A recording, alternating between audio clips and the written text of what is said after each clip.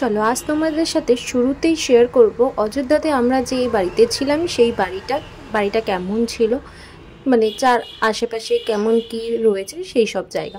এই বাড়িটাতেই আমরা ছিলাম। দোতলাতে একটা রুম ছিল আর তিনতলায় একটা রুম ছিল, দুটো রুমেই আমরা ছিলাম। তো দেখো বাইরের পরিবেশটা ঠিক এইরকম, চারিদিকে এরকম দু চারটে বাড়ি আর শুধুই জমি ক্ষেত এইসবই ছিল। ফার্স্টে গেট দিয়ে ঢুকে এরকম একটা বসার জায়গা রয়েছে, যেখানে কালকে রাত্রে আমরা ঢুকেই জাস্ট বসে খেয়েছিলাম। আর পরে এখানে বাথরুম এবং ছিল, রান্নাঘর ছিল, আর ছাদ থেকে ঠিক এই রকম ভিউ। ঠিক আছে, তোমাদের বললাম যে শুধু ক্ষেতের জমি আর এরকম দু চারটে বাড়ি, আর ছিল এখানে ইন্ডাস্ট্রিয়াল এলাকা আর কি দু চারটে। তো এই ছিল হচ্ছে বাড়িটি। আমার মোটামুটি বেশ ভালোই লেগেছিল। আর গরমটাও খুব একটা ছিল না, রোদটা যে খুব বেশি ছিল তা নয়, গরমটা মোটামুটিই ছিল। ছাদটা একটু ঘুরে দেখলাম, স্নান টান করে ছাদে গেছিলাম জামা কাপড় নাড়তে, তাই আশপাশটা একটু দেখলাম।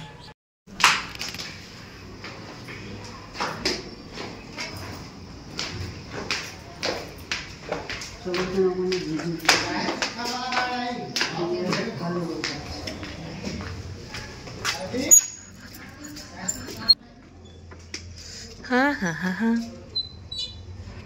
চলো, এটাই আমার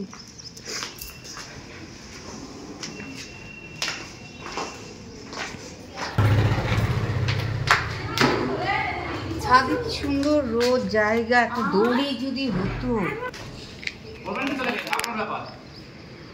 তুমি এখানে করবা? হ্যাঁ, ছেড়ে দে, বাদ দে।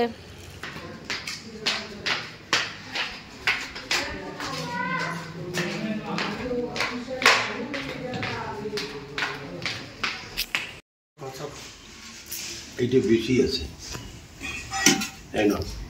এইটা কম আছে। আমার মেয়ে রানাঘাটে যাবে। চলো এবার চাটা খাওয়া কমপ্লিট। চাটা খেয়ে স্নান টান করে ফ্রেশ হয়ে আমরা বেরিয়ে পড়েছিলাম রাম মন্দিরের উদ্দেশ্যে। রাস্তায় ভীষণ জ্যাম ছিল, সবাই কুম্ভ স্নান করে ওখান থেকে ডাইরেক্ট রাম মন্দির, বেনারস এগুলো ঘুরেই একেবারে যাচ্ছিল, তাই জন্য রাস্তায় মোটামুটি ভালোই জ্যাম ছিল। আর রাম মন্দিরে তো ফোন অ্যালাউ ছিল না, তাই জন্য তোমাদের সাথে ভিডিওগুলো করে শেয়ার করতে পারলাম না।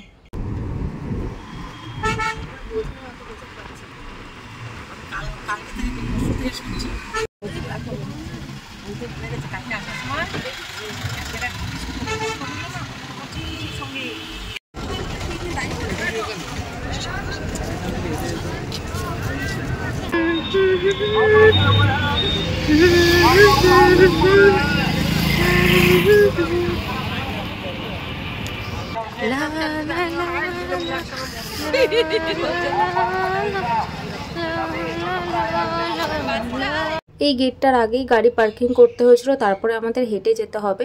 তার জন্য গাড়ি পার্কিং করে আমরা হাঁটা শুরু করেছিলাম। হেঁটে হেঁটে আমাদের যেতে হবে অনেকটাই রাস্তা, প্রায় যাওয়া প্রায় 4-5 কিলোমিটার মতো ছিল, অনেকটাই। এবার বাবা তো সেভাবে হাঁটতে পারে না, তাই মা বাবাকে একটু ধরে ধরে নিয়ে যাচ্ছিল, আর আমরা সবাই হেঁটে হেঁটেই যাচ্ছিলাম। খুব একটা অসুবিধা হয়েছে আমাদের তা নয়, বাবাকে নিয়ে একটু চিন্তা ছিল, কিন্তু বাবা ভালোই হেঁটেছে।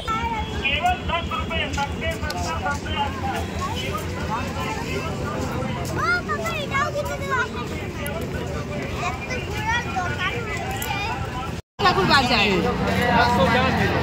সরস্বতী ঠাকুর বাজায় ওখানে।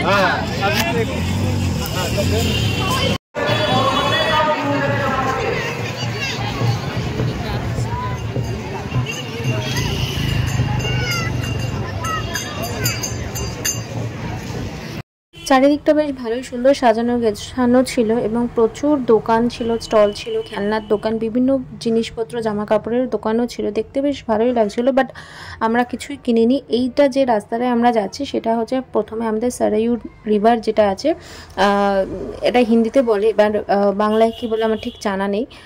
সেই নদীটা আগে দেখব, নদীটা দেখে সেখানকার জল নাকি খুব পবিত্র। রাম মন্দির ঢোকার আগে নাকি সেখানে যেতে হয়, গিয়ে মাথায় জল ছিটিয়ে তারপর রাম মন্দির যেতে হয়। তো সেটাই আগে ফার্স্টে যাচ্ছিলাম, ভীষণ ভিড় ছিল, তো ওই ভিড় ঠেলে ঠেলে আমাদের অনেকটাই যেতে হয়েছিল। গিয়ে ওই জল ছিটিয়ে নিয়ে তারপরে আমরা রাম মন্দির গেছি, আর মাঝে আমাদের ব্রেকফাস্টটাও সেরে নিয়েছিলাম।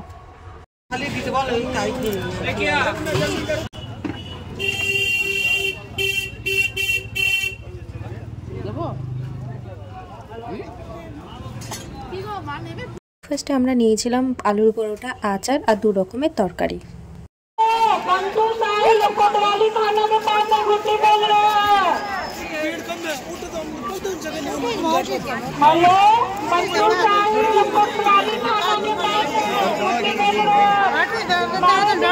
नीचे जाओ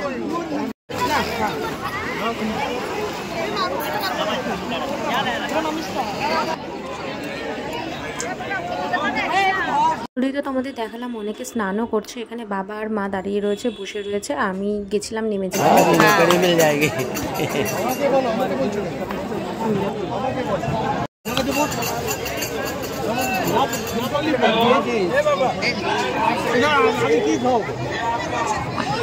আমরা ওই নদী থেকে রওনা দিলাম রাম মন্দিরের উদ্দেশ্যে। ফার্স্টে ছিল হনুমানগিরি মন্দির, কিন্তু আমরা সেখানে ঢুকিনি, ভীষণ লাইন ছিল, আর ওই রোদের মধ্যে বাবাকে নিয়ে থাকাটাও, অতক্ষণ দাঁড়িয়ে থাকাটাও খুব চাপ, তাই জন্য আমরা ডাইরেক্ট রাম মন্দির চলে গেছিলাম। আমাদের হনুমানগিরি মন্দির দেখা হয়নি, আর যা ভিড় দেখতেই পাচ্ছ সামনে।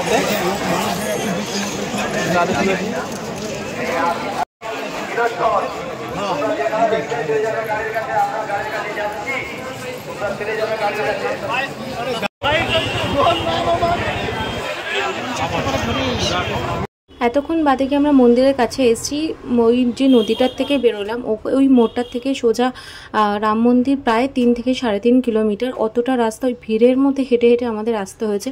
এর বাইরে আর ফোন অ্যালাউ ছিল না, আমাদের ফোন জুতো এখানেই জমা রেখে যেতে হয়েছিল। ভিড়টা তো জাস্ট দেখতেই পাচ্ছ, এটা হচ্ছে রাম মন্দিরের দোয়ার যাকে বলে আর কি, সেই জায়গাটা। রাম মন্দিরে রামলালাকে দেখে ভীষণ ভালো লাগলো, মনটা জাস্ট ভরে গেছিলো রামলালাকে দেখে। দিয়ে বেরিয়ে আসার সময় এখানে একটা ওয়েটিং রুম ছিল, সেখানে অনেকেই বসেছিল, আমরাও কিছুক্ষণ 10-15 মিনিট মতো বসে একটু রেস্ট নিয়ে তারপরে বেরোলাম।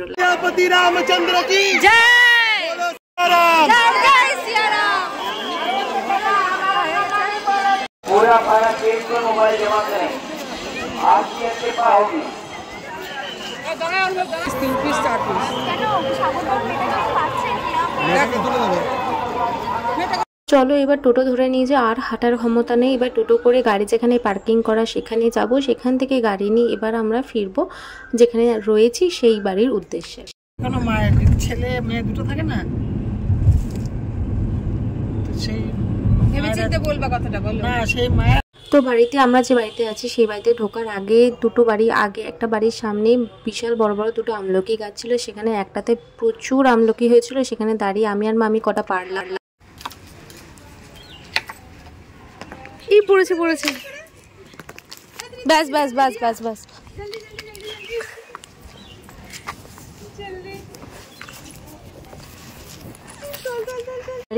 যে আন্টিটা ছিল সেই আন্টিটাকে বলাতে আন্টিটা খুব হেল্প করেছিল, তাই সে নিজে এসে লাঠি দিয়ে আমাদেরকে আমলকি পেরে দিয়েছিল। দেখলে আমলকিগুলো খুব ছোটো ছোটো এবং দেশি ছিল, টকও ছিল, খেতে বেশ ভালো লাগছিল।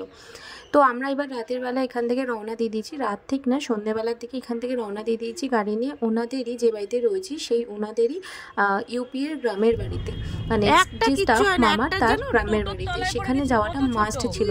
তাদের ইচ্ছে ছিল যে আমরা একটা দিন তাদের গ্রামের বাড়িতে কাটাই। তো চলো আমরা সেই গ্রামের বাড়িতে রাতে কেমন কাটালাম সেটা তোমাদের সাথে শেয়ার করি।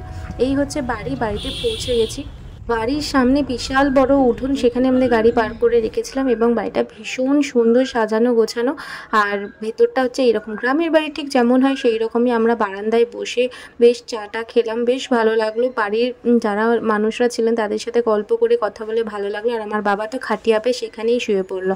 এই হচ্ছে চা বিস্কুট, আর ওনারা জল বা চায়ের সাথে না গুড়টা খুব দেন, এখানকার গুড়টাও খুব ভালো, যেটা আমরা বাড়িতে প্রচুর কিনে নিয়ে এসেছি, প্রায় 4-5 কেজি মতো। এটা হচ্ছে ওনাদের ভেতরের রুমগুলো, মানে সেরকম গ্রামের বাড়ি সেরকম নয়, পাকা বাড়ি, কিন্তু মানে একটুখানি কি বলবো দেখে বুঝতেই পারছো গ্রামের বাড়ি ওখানকার আর কি।